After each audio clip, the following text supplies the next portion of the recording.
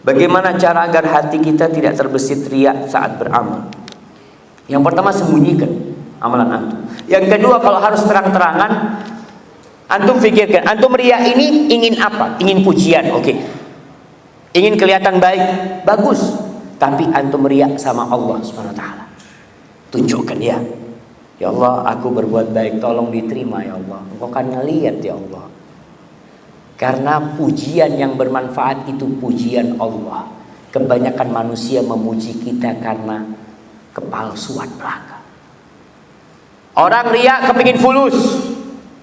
Ketika bosnya masuk masjid, ada di sebelahnya, oh kelihatan bosnya, langsung doa, Allah. Antum ingin fulus, minta juga sama Allah gitu. Jadi semua yang ada dalam hati antum, keinginan-keinginan dari manusia, antum rubah.